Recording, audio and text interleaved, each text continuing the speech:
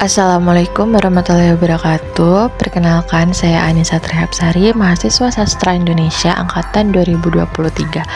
Di video kali ini saya akan membahas tentang pernikahan dalam Islam untuk memenuhi tugas UAS Pendidikan Agama Islam. Di dalam agama Islam, pernikahan dapat diartikan bahwa suatu perjanjian suci yang dilakukan oleh laki-laki dan perempuan yang ingin melanjutkan hubungan menjadi hubungan yang halal. Menurut seorang ulama Abdurrahman Al-Jaziri yang menyatakan bahwa perkawinan adalah sebuah perjanjian suci yang dilakukan antara laki-laki dan seorang perempuan dengan tujuan untuk membentuk keluarga bahagia. Dalam hal ini, perjanjian suci pernikahan dapat dinyatakan ke dalam bentuk ijab dan qabul. Ijab dan qabul yang merupakan bentuk dari perjanjian pernikahan ini harus dinyatakan oleh satu majelis, baik itu berasal langsung dari pihak yang melangsungkan pernikahan atau calon suami atau calon istri, atau dapat diwalikan. Kata nikah berasal dari bahasa Arab yang berarti al-jam'u atau bertemu, berkumpul. Menurut istilah, nikah ialah suatu ikatan lahir batin antara seorang laki-laki dan perempuan untuk hidup bersama dalam suatu rumah tangga melalui akad yang dilakukan menurut hukum syariat Islam. Tujuan nikah. Secara umum, tujuan pernikahan menurut Islam adalah untuk memenuhi hajat manusia, pria terhadap wanita, atau sebaliknya, dalam rangka mewujudkan rumah tangga yang bahagia sesuai dengan ketentuan-ketentuan agama Islam. Berikut ini adalah tujuan nikah dalam Islam. A. Untuk memperoleh kebahagiaan dan ketenangan hidup atau sakinah. Ketentraman dan kebahagiaan adalah idaman setiap orang. Nikah merupakan salah satu cara supaya hidup menjadi bahagia dan tentram. B. Untuk membina rasa cinta dan kasih sayang. Nikah merupakan salah satu cara untuk membina kasih sayang antara suami, istri, dan anak. C. Untuk memenuhi kebutuhan seksual yang sah dan diridhoi Allah Subhanahu wa taala. D. Untuk melaksanakan perintah Allah Subhanahu wa taala.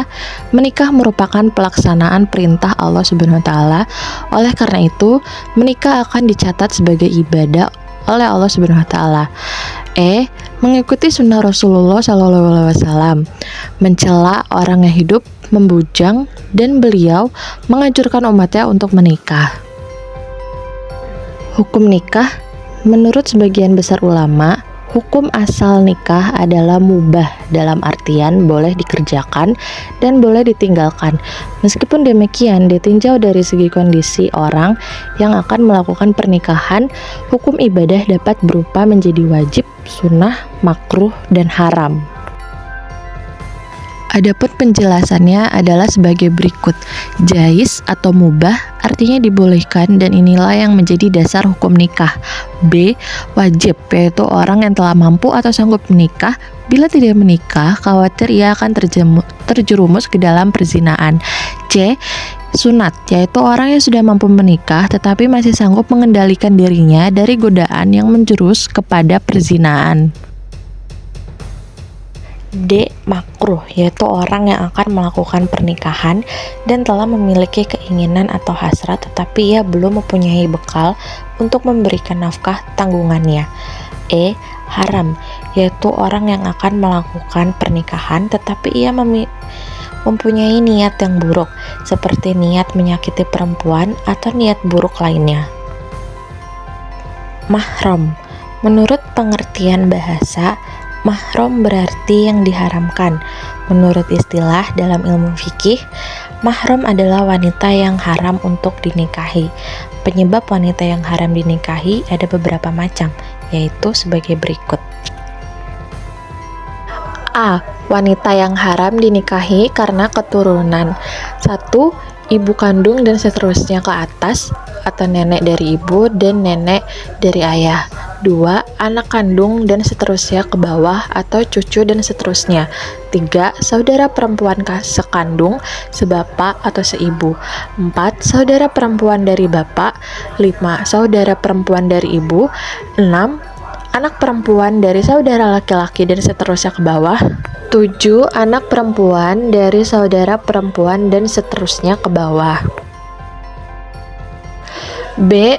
Wanita yang haram dinikahi karena hubungan persusuan. 1. Ibu yang menyusui. 2. Saudara perempuan sesusuan. C.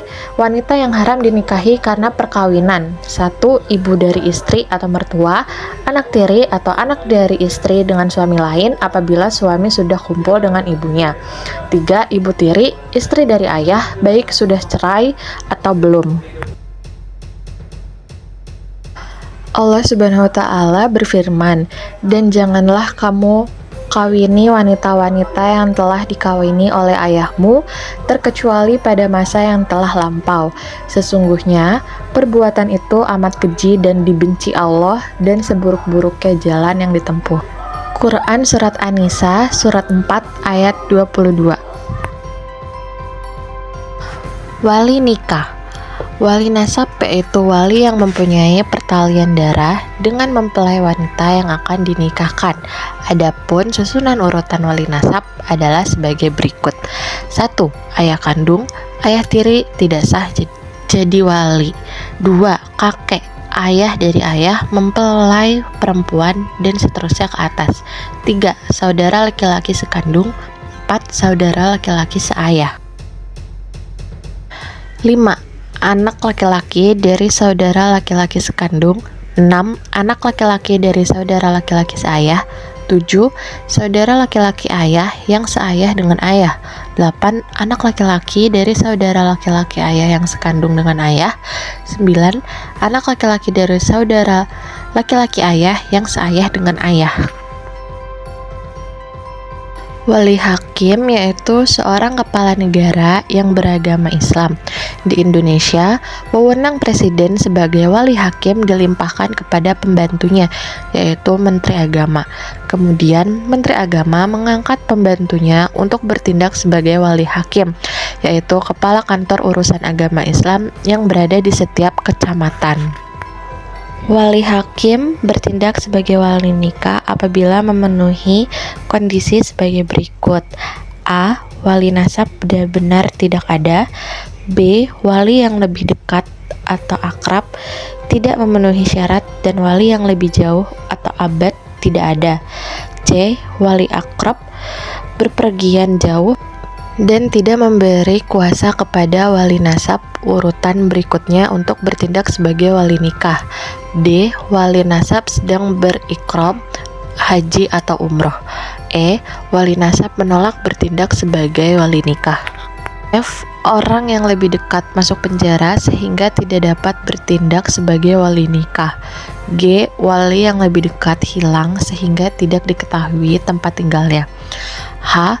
Wali hakim berhak untuk bertindak sebagai wali nikah sesuai dengan sabda Rasulullah SAW yang artinya dari Aisyah radhiyallahu anhu berkata, Rasulullah SAW bersabda, tidak sah nikah seseorang kecuali dengan wali dan 2 orang saksi yang adil.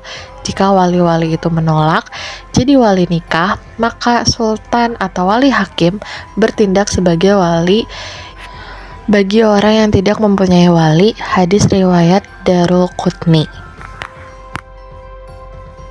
Rukun nikah. 1. Mempelai laki-laki. Syarat sah nikah adalah adanya mempelai laki-laki. Pernikahan dimulai pada saat akademik nikah. 2. Mempelai perempuan. Sahnya menikah dengan adanya mempelai perempuan yang halal untuk dinikahi. Dilarang untuk memperistri perempuan yang haram untuk dinikahi seperti pertalian darah, hubungan persusuan, atau hubungan kemertuaan. 3. Wali nikah perempuan. Wali merupakan orang tua mempelai perempuan yakni ayah, kakek, saudara laki-laki kandung atau kakak adik, saudara laki-laki seayah, saudara kandung ayah, pakde atau om, anak laki-laki dari saudara kandung ayah. 4. Saksi nikah. Tidak sah menikah seseorang bila tidak ada saksi. Syarat menjadi saksi nikah yakni Islam, balik, berakal, merdeka, lelaki, dan adil. Dua orang saksi ini diwakilkan oleh pihak keluarga, tetangga, maupun orang yang dapat dipercaya. Hikmah nikah. 1. Pernikahan merupakan jalan keluar yang paling baik untuk memenuhi kebutuhan seksual. 2. Pernikahan merupakan jalan terbaik untuk memulaikan anak, memperbanyak keturunan, melestarikan hidup manusia, serta memelihara nasab. 3. Pernikahan menumbuhkan naluri kebapaan dan keibuan yang menumbuhkan pula perasaan cinta dan kasih sayang. 4. Pernikahan menimbulkan sikap rajin dan sungguh-sungguh dalam bekerja karena adanya rasa tanggung jawab terhadap keluarganya.